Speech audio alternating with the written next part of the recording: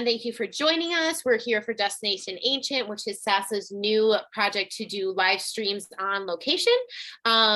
So if you have any type of travel restrictions, whether it's cost or time or whatever keeps you from going to every ancient site around the world, we are trying to build up a gallery of amazing partners that we have taking us to on-site locations. And then the recordings will be saved on our platforms too.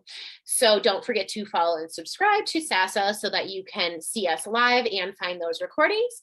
As always, if you like what you see from SASA, please consider becoming a monthly donor for as little as $3 a month, and you can help us save ancient cities. So today we are in Southampton, England, at the Southampton city walls, which is a sequence of defensive structures built around the town with Roman and Anglo-Saxon origins. So as always, we have Lillian here today from Travelusion Tours, and I'm going to let her explain much more about that.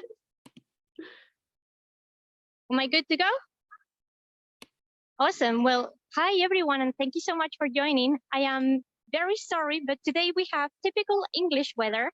So there may be some rain. It's not supposed to get really bad, so we should be able to tour with no problems, but I will keep you posted. Just, of course, please be a little patient because it may create a small delay or the image may go a little bit blurry for a second. But we are in Southampton. We are literally about to enter the medieval city of Southampton. And I'm going to show you the city walls today because it is perhaps the largest piece of medieval history that we still have in the city. For those of you who don't know, Southampton got severely bombed during the Second World War. So we actually lost a lot of our ancient and medieval heritage, or well, heritage in general, to be fair.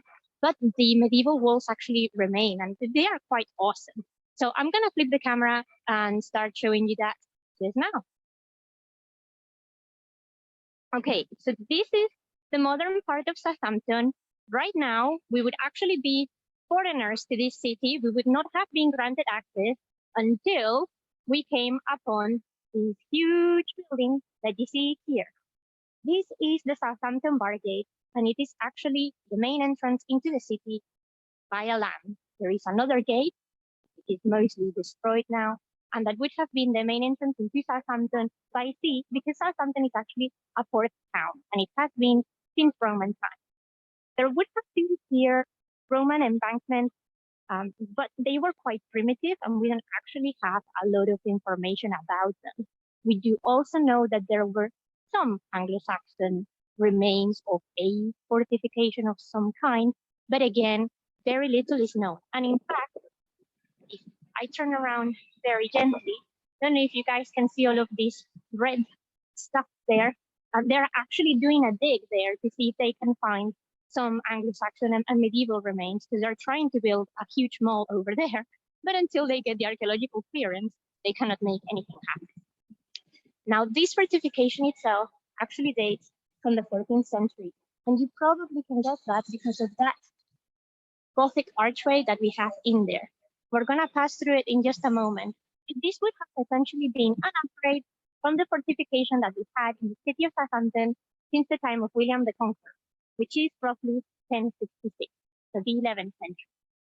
Now, I'm going to go through the archway and show you the other side of this specific door. Okay. It's a little bit dark in here, so please don't be worried about that.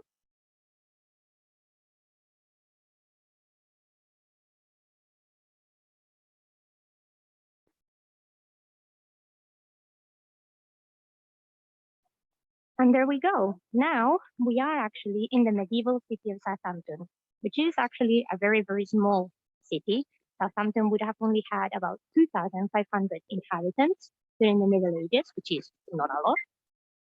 And we would have paid our taxes to get into the city, and now we would be under the protection of the borough of Southampton. Now, this is the back end of the actual Vargate. Apart from being a defense part of the city, it would have actually served as a prison as well. We think that the prison function actually came a bit later on in the Middle Ages and probably more in modern times, but that would have been the main purpose of this building, some public functions and essentially just the prison. we do have, in fact, some graffitis in the areas that you cannot see through those doorways that suggest some people worked there for quite some time. Now, this fortress, like I said, had to be upgraded in the 14th century because the Norman embankments and palisades that were here were not sufficient to keep Southampton safe. And you'll be thinking, well, you just told us it was a small city, so what was the issue? Well, I'll get onto that in just a moment, but before we go there, I'll show you actually how thick this wall would have been, because the Vargate is disconnected from the rest of the wall. And, you can see here, that is the full thickness of this monument. It's not a mean feat. So that is where the lions were, and this is where the Vargate actually ends. This would have been connected to the rest of the wall that I'm going to show you right now, but it got actually cut off in the middle of the 20th century to allow a tram to pass through here, which doesn't anymore. Now, as you can see, the wall joins up here again. We're about to get in there. And now we actually walk the wall of Southampton from the top. But as it's raining today, guys, it would be sincerely unsafe for us to do that. I don't think we want an accidented virtual tour. As much as you may not feel it, I definitely will. So safety first. But this would have been part of the fortification itself as well. Now, the need for a better fortress in the 13th century comes from war, as it often does. Every single time that a city or any walls get improved is because there is conflict. You know, if not, you're just essentially spending money on something that you potentially may not need. And because Southampton was such a small town, they didn't really need that expenditure in a better fortress. But in the 14th century, particularly in the decade of the 1330s, and were at war during the 100 Years' War. So there is a very peculiar event that happened here, and that requires Southampton to create this new path. We're gonna cross the road now, and I'll tell you a bit more about that in just one second. Okay, and here we are. So, what happened during the 100 Years' War is that France was doing several raids through the English Channel. Now, France didn't really have any reason to take over Southampton, but they eventually realized that the easiest way to get to places like Winchester, where we were last week, and that was much more important than Southampton, was through the sea and then cutting through land. So, of course, Southampton becomes a target. After the raid, the city of Southampton was quite severely damaged. So, the local authorities decide they need to fix this. And that's why they go and invest a ridiculous amount of money into this huge wall that you see here. Now, the reason why this wall would have been so thick is not necessarily to defend themselves from land attacks, because like I said, that door through which we've gone through in the Vargate would have been the main entrance into the city by land, but there is another one by sea. And that is because all of these exterior walls that you see here would have actually been a sea defense fortress. That's the reason why it had to be so thick, because they weren't just fighting off the elements, they were fighting ships, they were fighting the sea. And obviously that would have required a lot more effort, better thickness, and better materials than just any other ordinary fortress. Right, I'm gonna quickly put you onto landscape mode, just so you can see the length of this thing better, or the width of this even. Now, the city walls do not remain in totality because part of it was destroyed during the Second World War, but as it often happens with city walls, if the city grows, the wall is stopping your growth. So through time, bits and pieces got cut off to essentially keep this city from getting bigger and bigger and bigger. We are very, very lucky to have these two here, though. It's perhaps the neatest, the best preserved, and the largest part of the city wall, and the one that gets repaired more often, because we are right in the city center, in case you hadn't noticed, with all of these restaurants and whatnot. So of course it needs to look nice for tourists. Because like we saw last week with Winchester Abbey, you know, the preservation and conservation of monuments a lot of the time has to do with what we think or our governments think that makes money. Having your biggest medieval monument in the middle of the city without the reasonable upkeep simply would just not do. So just take this whole view in. That's where we started with the stairs. This is where we are now. And of course, there is a huge stark contrast because we have all of that, which is the mall, and then the medieval city wall here. Well, there are many stories to this wall, most of which actually belong to the Middle Ages, just because it actually got reinforced so later on in time. But I'm going to try and see how far we can go through this wall if the weather allows, so I can show you some of the cooler stuff that really links with the medieval period, which, well, at the end of the day, is what ancient studies is all about. Now, towards the end of this piece of wall that you can see here, there are some houses. Oh, and by the way, if you have any questions, guys, do please give us a comment or leave us a note somewhere so we can see it, and I'll happily answer it. You know, you're really not disturbing. This is a lot more fun if I have conversation. But yes, where you see that red house that we are approaching to, there is a road there called Castle Road. So we actually think that the castle that would have come with the fortress would have been located there. However, we don't really have any archaeological evidence to back this up other than some old city map. And that's because all of this area is heavily urbanized. So we cannot really start digging into people's houses because, you know, people may complain about that. But we do have here a gate that is part of the wall that was or is still known as the castle vault.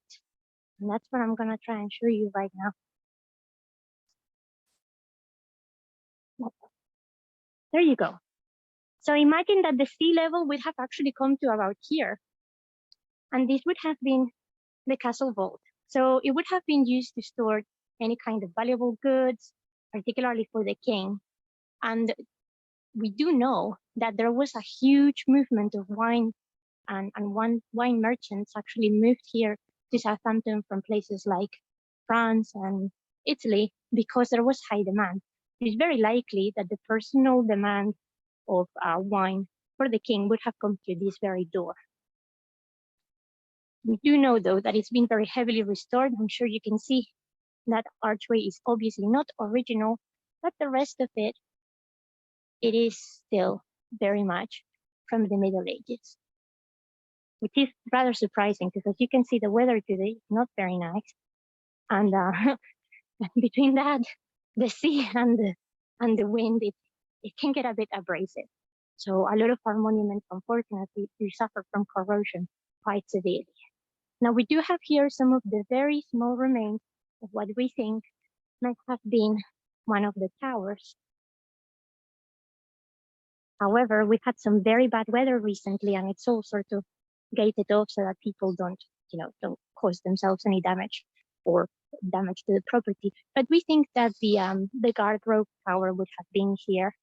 And the guard rope tower would have actually been built a bit later on in the 14th century. And it would have originally been about 3 stories high. So you need to think about it, going all the way to probably higher than these houses themselves.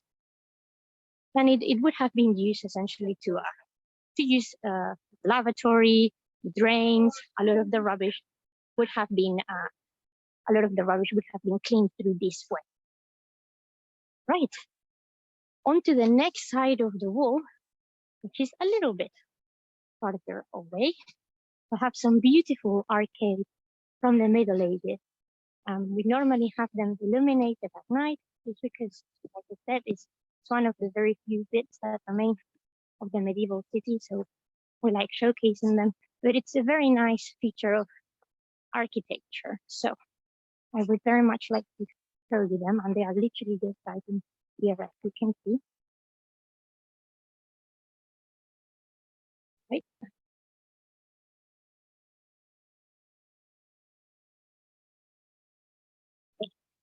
I'm gonna cross to the other side of the road so I can give you the best view of this part of the wall.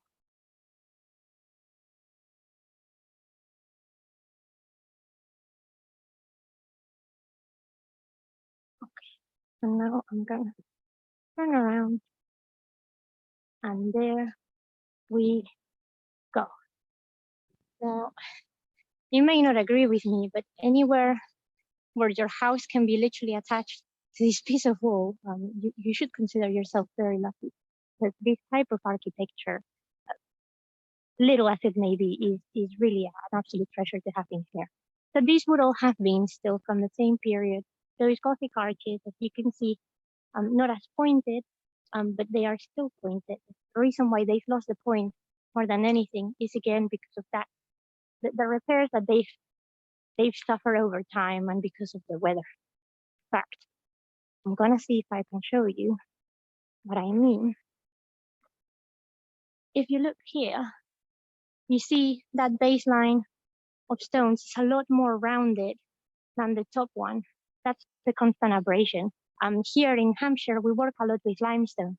Now, for those of you who are not very familiar with geology, limestone is a type of stone that actually can dissolve with the water. So as much as it's resistant and built things very, very good, it has that little handicap. Right, well, while pointing to these beautiful arcades, I'll give you some more information about them.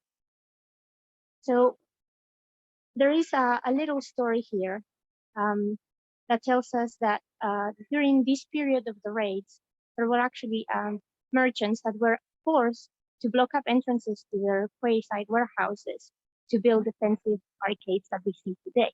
So if you think that people with boats and goods and whatnot would have had access into their homes this way, and that's the reason why we have some of these smaller doorways there, being told by the king, sorry, but we are actually going to use your establishment to defend ourselves against the French. And it's a little piece of history that sort of explains to you why this is still important and why the community cares about it. I've always said that if the community doesn't appreciate their own heritage, then that's losing it. And the fact that Southampton and its history is so linked to the sea, at least we know that any monument in here that has that connection to the ocean, to port and prosperity is going to be taken care of. Well, we're almost coming to the end of the arcade, and the weather hasn't gone terrible yet. I'll show you another bit of the wall. This would have taken you into Anchor Lane. That would have been one of the medieval roads that connects to the medieval city, and particularly with the Church of St. Michael, which is one of the parish churches here in Southampton, and actually the only medieval church from Southampton that survived the bombing from the Second World War. I'm trying to see if we can get, before the weather gets the best of me, to the side, just so I can show you a different aspect of the wall that would have been directly linked with the sea, and is still linked with the sea. But we also have here a replica of one of the merchant boats, cargo boats, that would have been used by these traders that had their access point here on the arcade. It's all modern. It's actually rebuilt in the 20th century, but it gives you an idea of the type of boats in which these merchants would have taken their goods through the city in and out. Right. Let's see if we can actually make it to the Watergate, guys. And if you have any questions in the meantime, just because I actually have to walk a little bit, then it would be a perfect time to fire any questions that you have right now, so I can then talk to you about them. This is one of the smaller gates. It's known as the Westgate, which connects with the western side of the city. As you can see, it's not as impressive as the Vargate, but that is because this would have been purely a side gate, and mostly for the actual population, not so much for the outsiders. But it is of relevance because in 1415, the troops for the Battle of Agincourt actually left through this gate on their way to Southampton, to Agincourt itself, and they had been congregated here by Henry V. So even though it's not the best known gate, it does have that historical importance because for the Battle of Agincourt is super important for the United Kingdom and for, well, the period of prosperity that comes right before the War of the Roses. It may get a bit noisy here because we're walking right next to a main motorway. But as you can see, the wall still remains pretty much all at the same height and, well, mostly in one piece. The bits that are still standing are all in the best place possible. We have a smaller arcade in here that again would have been part of those mountains at this point. And some of them, the ones that would have been big enough, would have also served as refuge sometimes when the storm or the sea would have been quite bad, and then it would stay here until it was safe to either make it to the gate or back into the sea. But it would have been sort of last resort. Now, as you can see, we still have some bits of the walling here, very, very, very small fragments in comparison to what we've just seen. And that's because this was part of the area that got severely bombed during the Second World War. And the reason why we got bombed during the Second World War was because, well, Southampton was a very important point of distribution for the troops in Normandy. So it got severely targeted. Right, I think we're going to be able to make it to the Watergate. It's just on the other side. But I think it will help you sort of visualize how small actually this city was.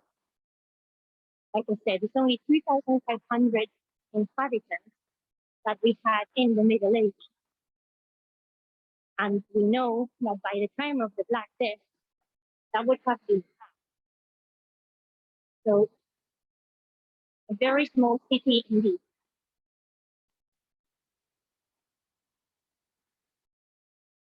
These fields that you see here would have been part of the fortifications as well during the late 14th century. It's called Wool House. You can probably guess by the name that it was related to wool trade, particularly. And so again, the sea would have come to about here. Ships would have been able to dock there, and all of the wool trade would have gone into Wool House for it to be curated, distributed, and for people to pay the relevant taxes and fees that anyone would have had to pay for here in the city of Southampton.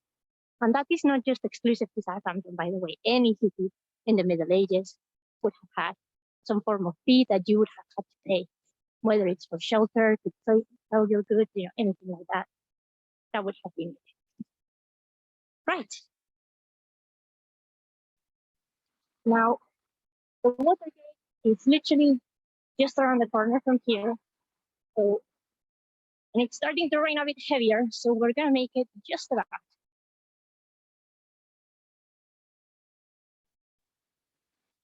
I will tell you now that this gate is not impressive. In fact, it's mostly in ruins. So just managing your expectations there. But it will give you the idea of what it would be to actually enter Southampton if you came from the sea.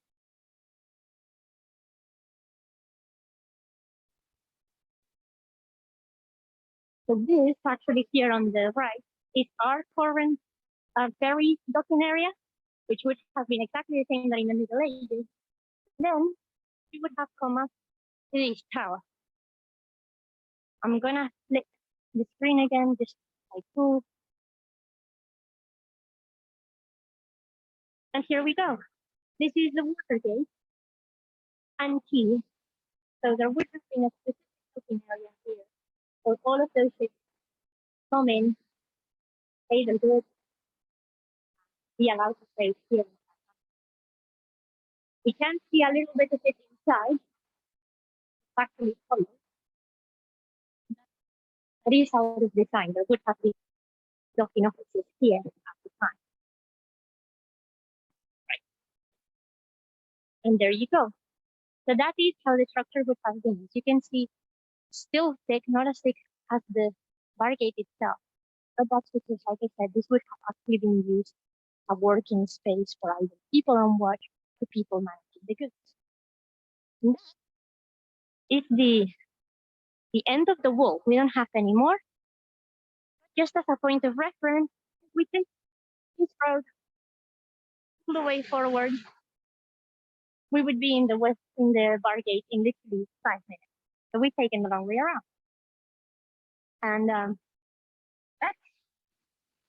that's it, guys. That's the city wall of Southampton and why it's so important, why it's still here, and why we are trying really hard to preserve it. Because otherwise, there is literally not going to be anything left of the medieval past of this city, which is an actual shame. But yeah. Yay, thank you, Lillian. That was so awesome. I won't keep you too long because I know it's starting to rain more and more, but that was great. And also in the last stream, you talked a little bit about like a council that was in the area about like preserving this heritage and stuff. And that was a really great ending note that you had there. Because yeah, if people don't show interest in this kind of stuff, that's how it gets rebuilt into something else and modern, and then it's just gone forever. Okay. So yeah, I really like that you add those aspects into this. This was great. It was so interesting for me because there's not really any architecture like that in America, obviously, and not any Roman at all. So I love seeing this kind of stuff, especially when I can't go in person. Sorry, it was kind of a rainy day. Thanks for being a trooper about that. Like honestly, you kind of get used to it. Like I always say, you know, it rains when you travel. You can't really decide what the weather is gonna be like when you go somewhere, and in the UK you just kind of have to assume it's gonna rain. Yeah. So it is what it is. Yeah. So we did have some tech issues with which streaming platforms this went on. So we are going to make sure that everything is posted to all of the platforms after this event, because we do have the recordings of it. So just check out for our posting saying like, check out the recordings here. It will be ended up posted on all of our platforms, Travelusion's Instagram, our Instagram, YouTube, Facebook, Twitch, all the fun stuff. So Lillian, unless you have anything else, thank you so much for doing this. Don't forget to come and check out. I'm going to let Lillian talk more about this too, because we actually had a little scheduling change, but we're very excited to still do some Roman, I'm just going to say Roman reenactment stuff because that's what I'm used to saying, and then let Lillian describe it more on March 30th at the same time, 1 p.m. EST. Yes, so yeah, we had a slight change in the schedule.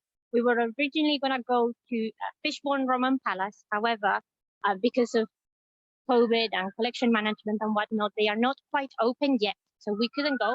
But instead, our amazing James, who is a Roman reenactor, has agreed very kindly to show us around his Roman soldier kit.